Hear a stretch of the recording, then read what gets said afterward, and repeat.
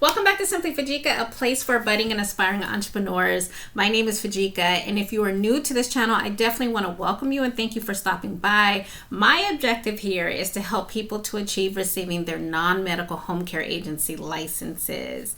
A while back, I thought it would be fun to look at the video that kind of started it all for me, which is how to open a non-medical home care agency.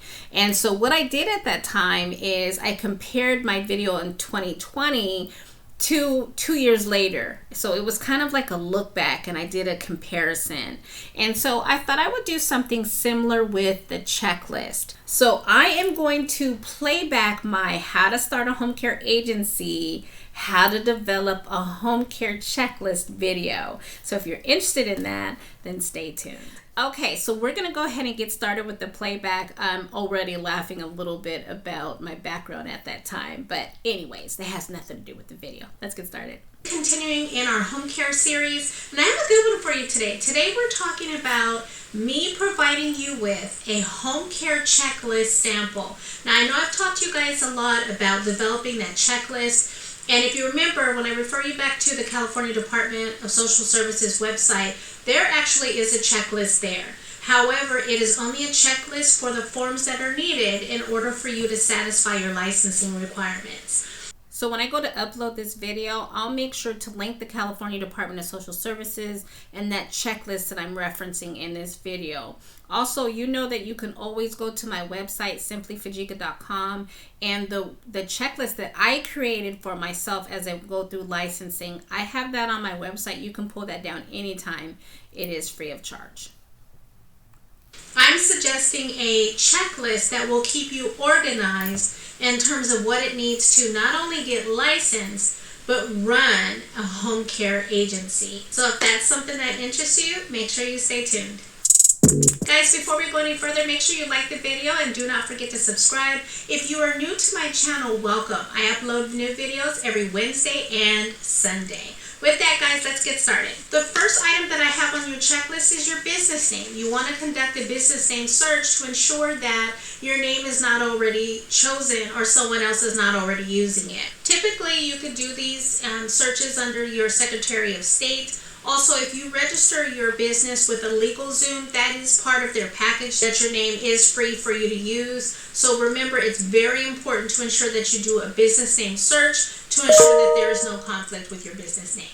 Second item on our list today is to form your business entity. Now remember, guys, I actually did do a video on the 4 types of business structures. I'll be sure to link that video in the video description, but truly you just want to identify, are you going to run yourself as a sole proprietor? Are you an LLC, a partnership? And then remember, based on which item you select or which structure you select, those do carry tax implications. So you want to make sure you conduct your research to ensure that you're selecting the one that best fits your situation. So I'm actually happy that I said that. I was going to actually say that as well. Remember, guys, I really want you to do your due diligence, do your pros and cons for each entity. So remember, there's going to be pros and cons for an LLC. It's going to be pros and cons for you structuring yourself as a corporation. All of those things.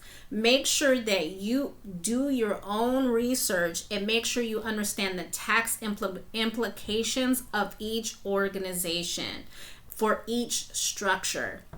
The other item that I was going to say here really quickly is know what the rules are of your filing. So what are your responsibilities in terms of you filing a new business? You know, what does that look like? Are you going to have a board of directors? Is it just going to be you? Are you coming in as a partner? What is your financial year going to look like? Like, these are things that you want to make sure that you discuss.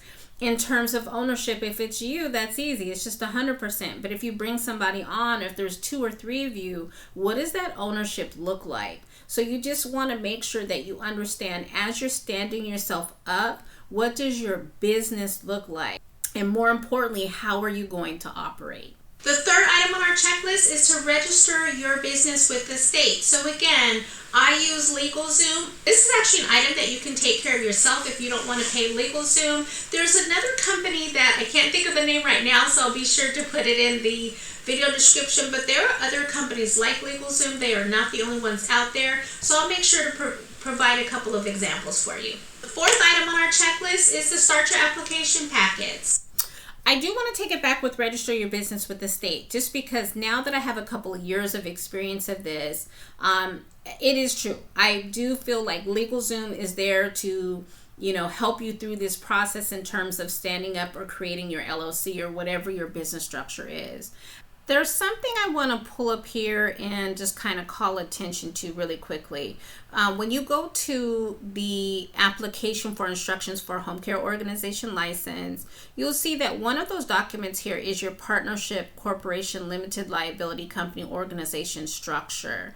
That information is actually going to come from the state. So it is saying when you were incorporated, what state, what is that number now that's been assigned to you. The second piece is actually found in Section B. In Section B, if you look on B1, it's actually calling for what that agreement looks like. So either your partnership agreement, or depending on how you structured yourself, is looking for articles of incorporation or articles of an organization. I bring this up because I can save. This is a good way for you to save a little bit of money. Because if you do decide to go with LegalZoom, they can do this for you, and they will do it for you at a cost. You guys have heard me talk about Rocket Lawyer a couple of times throughout my video. I use Rocket Lawyer to do my articles for my business. And so instead of me paying that fee, I was able to save that money and actually create that for myself in Rocket Lawyer. That's the beauty of having a subscription such as Rocket Lawyer, is it's going to guide you through that document. It's going to start with what state you're in and ask you some key questions in order to create your articles. So it's just a suggestion. You could just let LegalZoom handle all of it, or you could take that small piece and do it separately. So let's get back to the video. So remember, for the state of California, and I'll use that as an example because that's where I hold my license, there are Forms A and then Forms B. When I say start the licensing packet, I say start with the Forms A first, because those are your licensing forms before you go on to step B, which is your supplemental forms. Those include your job descriptions, your training plans, your policies and procedure, things of that nature. So you want to make sure that you start with A, get that out of the way, because a lot of your time is going to be spent on your supplemental documents. Fifth step I have for you is start looking into your insurances. So remember, I just posted. I'm going to go back to the fourth step for a minute, because I think along with this checklist, there should be some type of timeline, right? So as I mentioned in this video, Section 8 is going to definitely be the lighter part. This is more your application. This is more where you're filing your dishonesty bonds and things of those nature. By far, where you're going to spend the majority of your time is going to be the Section B documents. So it's really up to you on whether you do Section A first or Section B first with that information in mind. That's going to be a personal decision. Section B, though, this is your policies and procedures, your training program, your program description, all of those things. So when you think of that, like I know for me, it took me I want to say, looking back now, about 4 months to complete all of that, right? Some of you will actually go to a consultant to do those things for you. Either or, you just want to make sure you understand the timeline of completion for having those items done. I posted a video a couple of weeks ago regarding the insurances that are needed for California. So you want to start looking into your surety bonds, your workman compensation policy, your professional and general liability insurance. Get a couple of quotes for each to ensure that you're making a well-rounded decision and that you're getting your best bang for your buck. Do not forget the policy limits that are required for the state to ensure that you have enough coverage. The sixth item on our checklist is to start looking into rental space or carve out an office space if you're going to operate your agency out of your home. I want to go back and to start looking into insurance policies just really quickly. I loved everything that I said there, but what I will add is you don't want to bind those insurance policies right away, because those policies are going to require a down payment, and depending on how long it takes for you to actually finish the licensing process, it may be a couple of months. Like I shared with you, for me it was 4 months. You don't want to be making 4 months of payment to a policy you don't necessarily need. So I say all of that to say, certainly call a couple of people, do your due diligence, make sure you shop around, but I wouldn't bind the insurance until it's ready or I'm very close or near to the end of the licensing process and I'm ready to submit my packet for review. Guys, it's really important that whether you're at home or that you're at the office, you have a place that you can go to conduct your business. It's really hard to do things from home if you are at home. If you're washing, you've got the kids tugging and pulling at you, you're cooking dinner, you really have to make sure that you separate yourself for some point in order to make sure that you're getting stuff done. The 7th item on the checklist is to ensure that you're starting either your service agreements or other business forms that are needed in order for you to run your business. I use Rocket Lawyer for a lot of my forms, but actually you can look online to see a lot of templates that are online. Microsoft Word actually comes with some of the documents that you can use for your business, but I'll be sure to put a couple of options for you in the description. But again, I use Rocket Lawyer to create a lot of my business forms. Rocket Lawyer is a paid subscription, a trial period of 30 days if I'm not mistaken. You can get a lot of those forms done within that 30 days. Or if not, I believe I stayed subscribed with them for 2 or 3 months before I ended my subscription with them. So it's really important to kind of look around to see what other paid subscriptions are comparable so that you're comfortable that you have all the documents that you need in order to stand up your business. The 8th item on our checklist is submitting your application. At this point, you should be ready to submit all of your documentation. You have your insurances, you have your business address, you have all of those things needed to submit your application. So the only thing left is to submit it. The 9th item on our checklist is to run your background check. You've already submitted some declarations with your application in terms of your criminal background. So now if you have not already done so, now is the perfect time to have your background check complete. The 10th and final item that I have on our checklist is to develop a recruiting and marketing plan. Now guys, one thing I could say, if I could do it all over again, I would have started recruiting earlier in the process. And again, it's just to establish that pipeline, because recruiting, like I've said before, it's not a one and done. This is something that's going to be ongoing and continual as you run your home care agency. I'm going to pause here for a minute, and the reason why I say that is because I would say you're developing your recruitment strategy. Yes, you're putting that together really quickly. I like how I said that there, but your marketing strategy you should have created when you did your business plan. Okay, so don't forget about that business plan, because a lot of the things that you're going to be doing in terms of starting to get your name out there and really just kind of let people know that you're in the process. Because remember, you can't operate yet. You're not licensed. You've just submitted your packet, so now you're really just starting to kind of build your brand. You're really starting to build your name. So hopefully you would have done a business plan that is going to, that's going to be your marketing strategy that now you're starting to implement. So I have done a video on the business plan before. Of course, I also do have a business course. So I will make sure all of those things are linked for you, okay, for resources. Agency. The last tip I have for you is, I don't know if you guys could see my necklace, but it's DDP. My last name is Polino. My 2 boys are Dylan and David. And I call this necklace out because those are my 2 heartbeats.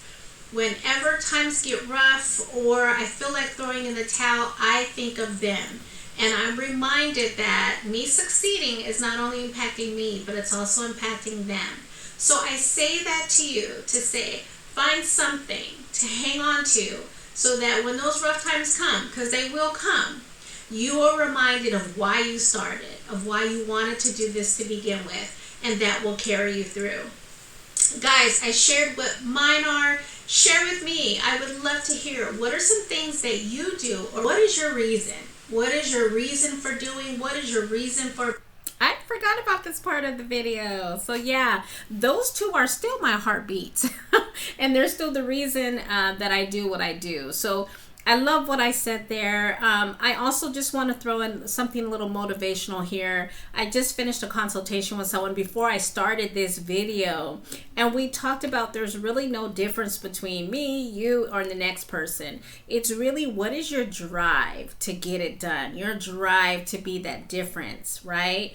If you want your life to be different, let's stop talking about it. Let's do it. Let's put an action together and do it. And I'm here to tell you, you can do whatever you set your mind to. So I just wanted to throw in that motivational factor. A lot of times we do things for our families, but don't forget about yourself in that promise. Don't forget about yourself in that pursuit. You do owe it to yourself to see this through. So I just wanted to throw that in there real quick. For believing, what is your reason for succeeding? I would love to hear that commentary. That's it for this video. I hope you enjoyed this content. Again, this is just an example. Your checklist may look completely different than mine. It may have more than 10 steps. This was really just an example to kind of get you going. Okay, so that was actually fun. I had an idea to do that for home care car startup because I'm starting to get questions again about how much money you should have in the bank and all of those good things. So please make sure you sound off in the comments below. If you would like me to do this type of video, just a review of my video that I did for home care starters, please indicate so in the comment section. I do hope you enjoyed today's content. It was a little fun for me to look back and see, what my thoughts were at that time. So that was good for me. Guys, some of you going through this may need help with preparing yourself for the licensing process. That's what I'm here for. So if you need help with that, do not forget to reach out to me. I think the only thing I did not mention is my email address, which is simplyfujica@yahoo.com. Okay, guys, that's all I have for you today. Stay blessed.